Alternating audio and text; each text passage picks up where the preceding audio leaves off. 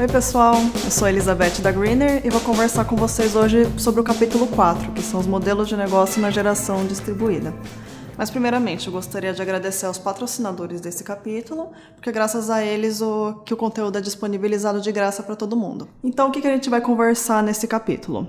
A gente vai falar sobre os modelos de compensação de crédito, que seria a geração junto à carga, o alto consumo remoto, a geração compartilhada e as múltiplas unidades consumidoras.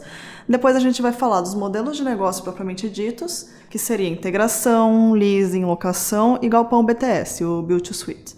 Depois a gente vai falar então um panorama de como está o Brasil, né, a capacidade instalada desses modelos de compensação hoje, e depois a gente vai falar dos novos desafios desses modelos. Então a gente tem a geração junto à carga, e nela a geração e o consumo elas são feitas na mesma unidade consumidora. O excedente de energia ele é convertido em créditos e pode ser utilizado para bater contas futuras. Parte da energia ela é consumida instantaneamente, ou seja, ela é consumida na hora que ela está sendo gerada e nem passa pelo medidor. E o cliente principal nesses casos são a residência e os comércios. Mas como um exemplo aqui, a gente colocou um caso industrial porque não são só residências e comércios, apesar de ser o cliente principal. Então, nesse caso, a gente tem uma usina de quase 3 megas no Ceará, que é de uma indústria de embalagens, né? É exemplo do sistema do Grupo Teles. Ela é feita na própria unidade consumidora, ou seja, esse é o terreno da indústria. Agora, o próximo modelo seria o autoconsumo remoto, que da mesma forma como a imagem está mostrando, a geração acontece em um lugar, o consumo acontece na outra. Mas o titular da unidade consumidora é o cliente final. Então, o cliente ele pode usufruir desse excedente dos créditos de energia para uma, duas, quantas casas, quantos edifícios ele quiser, desde que estejam todas essas unidades consumidoras sobre o mesmo CPF ou CNPJ, e que seja atendida pela mesma concessionária. Nesse caso, o cliente principal são os comércios e as indústrias em baixa tensão. Como um exemplo aqui, a gente tem um exemplo na média tensão, porque o cliente principal não é necessariamente o único cliente que tem, né? Essa aqui é uma usina de Minas Gerais, né? A usina de Andrômeda, e ela tem 5 megapico de potência instalada. O modelo de compensação dela é o autoconsumo remoto, então a geração está acontecendo em um lugar e o consumo está acontecendo em outro. Ela é ligada em média tensão e teve início de sua operação em 2017. Mas aí você pode perguntar, se forem CPFs ou CNPJs diferentes, então eu não posso fazer a compensação de energia? Sim, você pode. Aí é o próximo modelo de negócio, que seria a geração compartilhada. Então, nesse caso, o titular da unidade consumidora é um consórcio ou uma cooperativa. E isso permite com que os clientes, as unidades consumidoras, tenham diferentes CPFs ou CNPJs. E nesse caso, os clientes principais são a residência e o comércio.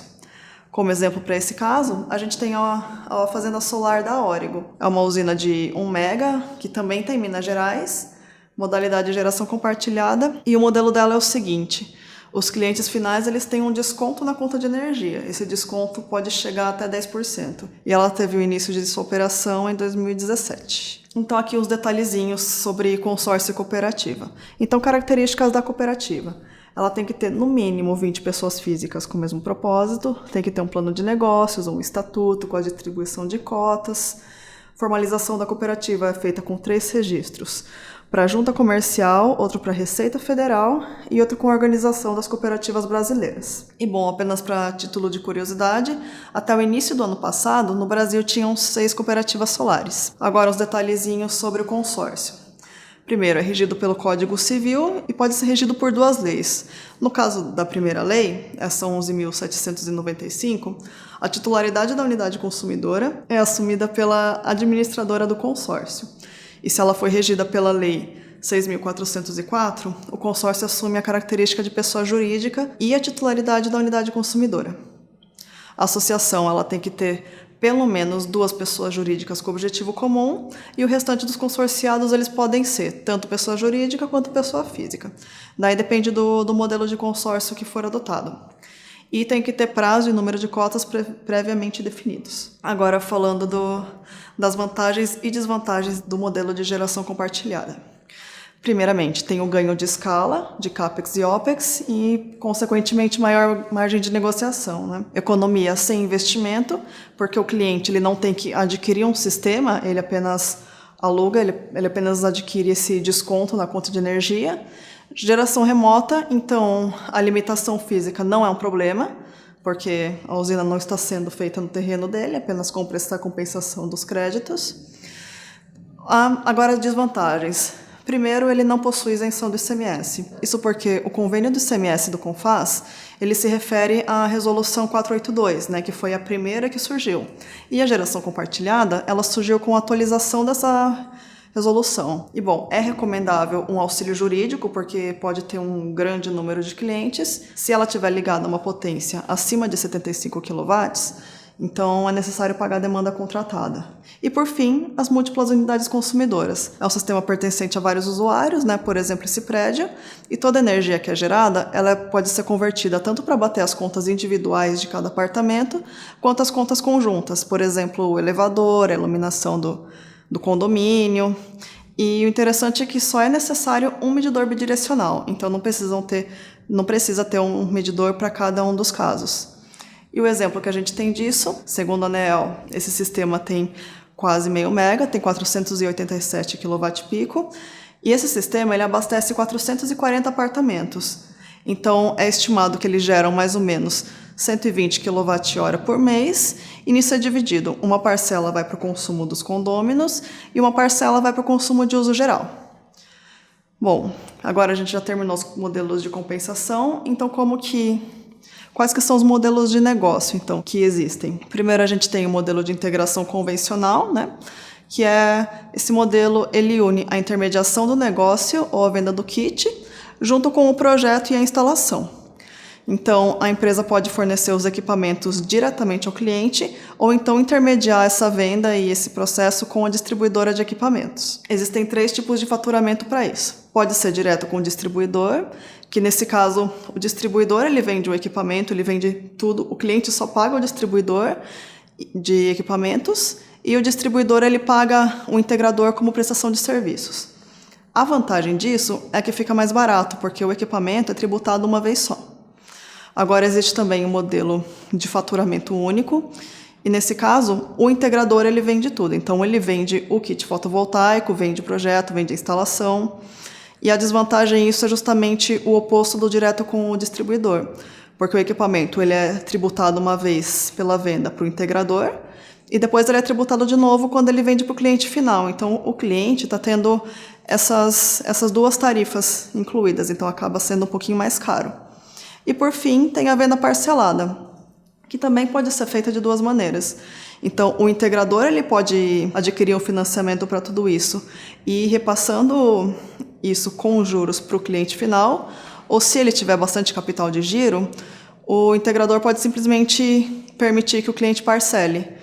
E daí o cliente não precisa entrar com pedido para a linha de financiamento. Depois, a gente tem a locação ou arrendamento, que seria, ao invés de se pagar a eletricidade às concessionárias, se paga o aluguel do sistema fotovoltaico ou arrendamento dos equipamentos. Então, o cliente ele consegue reduzir os seus custos com eletricidade sem precisar investir, comprar um sistema fotovoltaico. Então, o valor de locação pode ser com base em desconto, que é o que acontece nos modelos de compensação de crédito, principalmente de autoconsumo remoto e de geração compartilhada. Outra opção de locação é com o investimento do cliente, mas nesse caso com mensalidades fixas, referentes à operação e manutenção ou gestão da usina. Só uma observação com respeito a essa questão da locação, que ela é feita com os modelos de geração compartilhada e autoconsumo remoto. Ela também pode acontecer para geração na própria carga, mas aí fica um pouco delicado, porque está no quintal do cliente ou está no telhado dele. Então, se ele, por exemplo, não paga o aluguel, o que a pessoa vai fazer? O que o dono, de fato, do sistema vai fazer? Vai tirar o sistema do telhado ou vai invadir a propriedade do cliente? Então, isso é delicado, então acaba não acontecendo muito. Agora, é bastante comum nessas fazendas solares, na geração compartilhada, em autoconsumo remoto, esse tipo de problema não existe. E a gente também tem o leasing, que seria o arrendamento mercantil. O leasing ele é bem parecido com o modelo de locação de equipamentos, mas a diferença é que o cliente paga mensalidades fixas e no final do contrato ele define se ele quer renovar o contrato, se ele quer comprar o equipamento ou se ele quer cancelar o contrato. Dependendo do modelo de leasing, os custos de operação e manutenção podem ser do cliente ou da empresa. E o leasing pode ser realizado por bancos ou sociedade de arrendamento mercantil. No Brasil, esse modelo ainda está em desenvolvimento, mas ele já acontece em diversas empresas nos Estados Unidos, como, por exemplo, a SolarCity e a Sunrun. É um modelo com potencial de crescimento e ainda tem muito a desenvolver no Brasil. Então, vocês já podem ficar espertos com esse novo modelo, porque ele ainda vai crescer aqui. E, por fim, a gente tem o galpão Build-to-Suit, que seria o galpão BTS. Ele consiste na instalação de uma usina no galpão para posterior locação. Então, ele está agregando valor ao galpão, porque a compensação de energia ela já está incluída no aluguel. Então, você está alugando um galpão que já vai ter uma redução bem considerável no consumo de energia e ainda está contribuindo para um desenvolvimento sustentável, né? Então, entre os principais clientes, obviamente, estão as empresas que utilizam galpão, né? Então, a gente tem empresas de logística, atacadistas, centros de distribuição e grandes varejistas, por exemplo. E agora, como que está, então, a capacidade instalada? Como que esses modelos de negócio estão no Brasil? A gente pode ver aqui, esses dados são do final do ano passado, viu, da ANEEL. E, bom, primeiramente, a gente tem a geração junto à carga, né? Que é a grande maioria, que tem 366 megawatt-pico de capacidade instalada. Depois a gente tem o alto consumo remoto, que são 92. E quais são os estados que têm a maior capacidade instalada no caso de múltiplas unidades consumidoras? A gente tem Minas Gerais, Paraíba e Santa Catarina.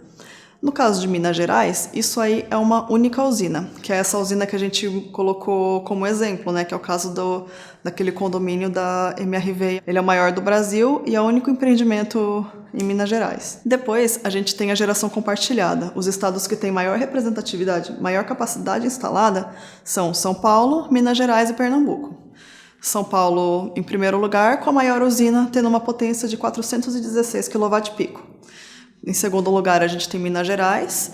Aqui vocês podem perceber que a maior usina ela está em Minas Gerais, mas São Paulo tem uma capacidade instalada maior. E em terceiro lugar, a gente tem Pernambuco, com 522 kW-pico, e a maior usina tem 946 kW-pico. E o alto consumo remoto, a gente pode ver facilmente que o estado de maior representatividade é Minas Gerais. A gente também consegue observar um crescimento bastante significativo, né, de 2016 para cá. Então, teve um salto de 258% de 2016 para 2017 e depois 222% de 2017 para 2018. E se a gente for analisar as classes de consumo, a maioria seria comercial e residencial, sendo que comercial representa mais de metade das instalações. E por fim, agora que a gente já sabe tudo dos modelos de negócio e dos modelos de compensação, quais são os desafios? Primeiramente, é a cobrança do ICMS, né? Então, o ICMS hoje ele não recupera a TUSD e em alguns casos ele também não recupera a TE. A concorrência por clientes, porque uma vez que todo mundo tem conhecimento de qual é o melhor cliente potencial, todo mundo vai neles. Então, consequentemente, acaba tendo aquela guerra de preços. A revisão da 482, ela prevê algumas alterações que a gente vai conversar melhor no próximo capítulo. Depois, a dificuldade de elaborar contratos, principalmente para geração compartilhada, em que tem que administrar vários clientes diferentes, né, vários CPFs e CNPJs diferentes. E também a variação do dólar, porque o mercado de energia solar ainda é dolarizado. Então, a gente depende de equipamentos externos. Então, se o dólar aumenta, o valor do equipamento vai aumentar também. Ficaram com alguma dúvida? Então, baixem o nosso material complementar. E se a dúvida continuar, por favor, perguntem aqui nos comentários, que a gente vai responder o mais breve possível. Convido vocês também a assistirem o nosso próximo capítulo, que a gente vai falar de regulações. Muito obrigada e até mais!